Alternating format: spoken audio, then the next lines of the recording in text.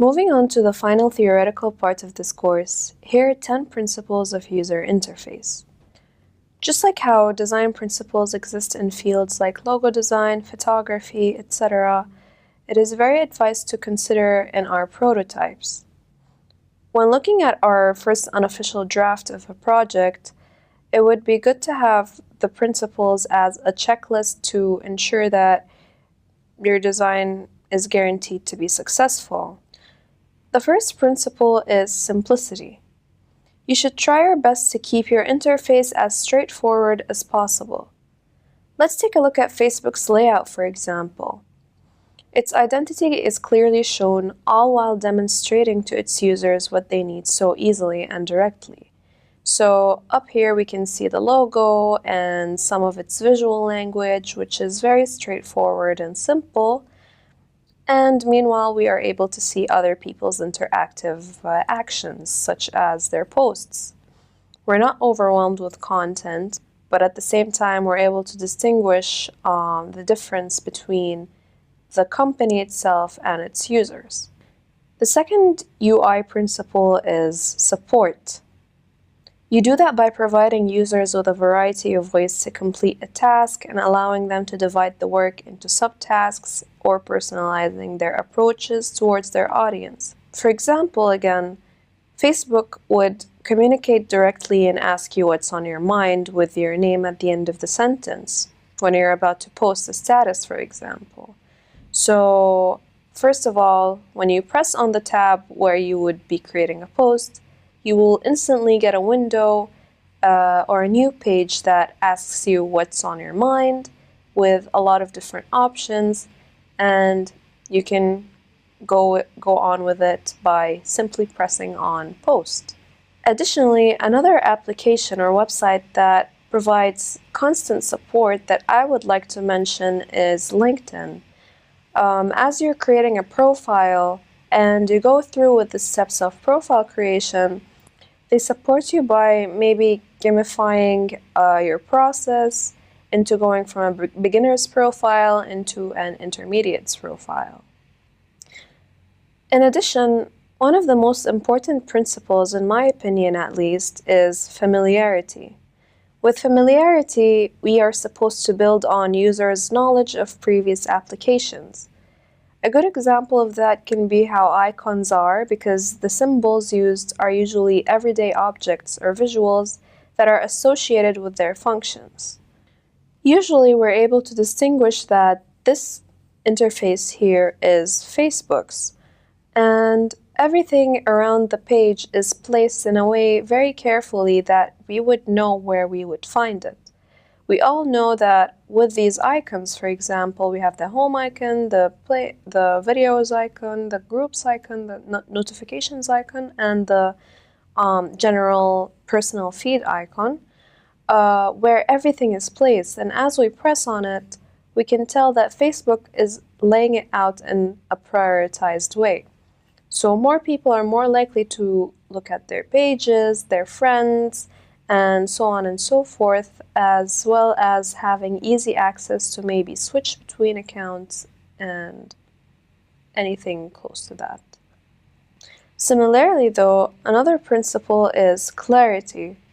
The difference between familiarity and clarity is the fact that clarity is more focused on how clearly does an icon indicate its function, or how well does a subtitle explain what a button does. Meanwhile, in familiarity, it is more known, for example, that the newsfeed button would be placed on the top of a website, maybe Facebook, for example, or the bottom or the side of an application. As you can see in this LinkedIn example here, we're able to distinguish that a home icon is a house with its subtitle indicating it, as well as network would have maybe two figures that shows more than one person with obviously another subtitle. Post would be a plus sign because we're adding onto our account. Notifications are known to be bells, and jobs would have maybe a suitcase that typically indicates jobs. In this case, I am explaining the clarity aspects of it, but when I say that this bar is placed at the bottom, Now we're looking at familiarity because we are all used to seeing these options at the bottom of our screen. The next principle is encouragement, where you're supposed to make the actions predictable and reversible. This could be done by ensuring that if a user presses on an icon and leaves the news feed, they would be able to find that icon again and use it later on. So, for example, here again, if I leave the home button, the home tab, and I move to network, I still have the home button very close to me and very reachable, which encourages me to go back to it when I'm done with my network. If the button tends to disappear, I would be less likely to go back home and look at other pages. Moving on to another principle, which is satisfaction. You want to ensure that the user is going to be using your product with a satisfactory end result that helps them keep coming back for more. In social media platforms like Facebook and Instagram, for example, the likes, comments, and shares feature encourages a significant number of their users to keep coming back for more, or to keep checking their application, and so on and so forth. Additionally, on LinkedIn, setting up a profile and completing it, like I mentioned earlier, would show you how professional your account is. It will probably get you to fill out all your information in order to have a professional account. I also think that satisfaction leads to the most persuasive applications with a majorly successful number of users. They keep coming back for more, knowing that they are successfully completing something that they are desiring to do. Next, we have accessibility, where users should be able to access any feature they need. This does not mean that all features need to be free, but more of the idea that if someone old is using the application, for example, they will probably need more direct accessibility to the text layout option because they would struggle to go through a couple of pages in order to find the option of resizing their font. Another way to explain it is also how we would have, when we open our Facebook feed on our phone, on our computer, we can see all of the features that we are able to use within the page. So we have the Friends tab, the Pages tab, the Groups tab, and we can go on with it very easily, and we have very easy access to whichever thing we are desiring to reach to. In addition, we have the safety principle. For this concept, we must be aware that we are all humans who make mistakes. In order to help the users feel safe, confirmation messages, for example, can be crucial. By asking the user if they are sure they want to proceed doing something, maybe performing an action and so on, you're helping with keeping them out of trouble and protecting them when they make errors. Another extremely useful option would be the edit button. This example is very clearly shown on Facebook, which is very easily accessible. So after you send a post and maybe you've noticed you made a typo or you want to add more to it or maybe remove something from it, you can easily access it by editing the post. And if you've changed your mind about the whole thing, you can very simply move it to the trash and delete it. And they made it less permanent when you delete a post by moving it to trash, so that maybe if you changed your mind and you want to bring back the post, you can access your trash and bring it back. In this way, the user is able to access any feature that they need and fix any mistake that they have created and maybe want to go back from it. Another principle is versatility, in which the user interface should have a variety of interaction techniques, such as having menus, dialog boxes, shortcuts, and so on. In this way, not only would a user be able to have numerous options regarding their preferred way of working with the product, but it would also help with broadening your target audience. So let's say I'm a 45-year-old mother who is going through Facebook on her web page.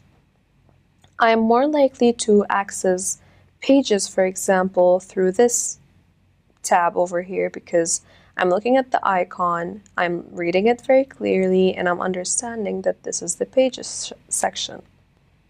Meanwhile, someone else who has more experience with Facebook would be able to very quickly move from their newsfeed to pages by clicking on the icon instantly.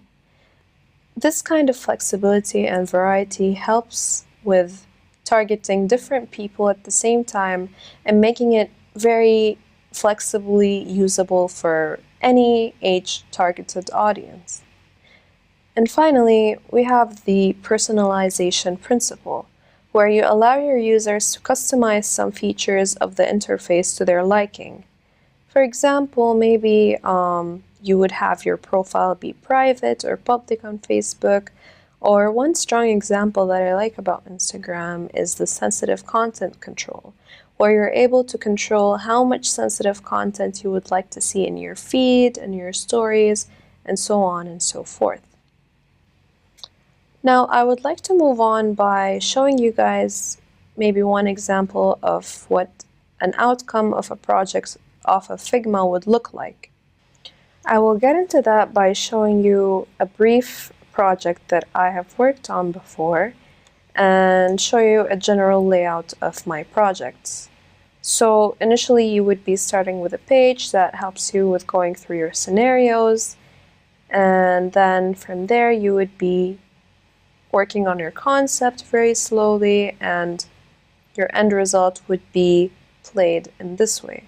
So we have the window that helps us test our product and see whether it's going well or not. The template shows very clearly the product that you've created the application or website or blog or so on and so forth for. In this case, I chose an iPhone, and then I would go on with the scenario that I want. And here I'm demonstrating for you guys how it would look like after the creation of a project of mine, and see how things would go on as you have created your own prototype. And after you're done with the creation of your prototype, you have very easy access to how you want it to look like, and you can test it as freely as you can in case you think something's too small, something's too big, and so on and so forth, so that you can fix it before sending it to your fellow front and back end web designers. So we have the design features, which we will be talking about, as well as the prototyping feature, which connects everything to each other. And we will be discussing other features such as inspection later on in the course. And that would be it. If you're as excited as me in starting with the practical stuff, let's get right into it.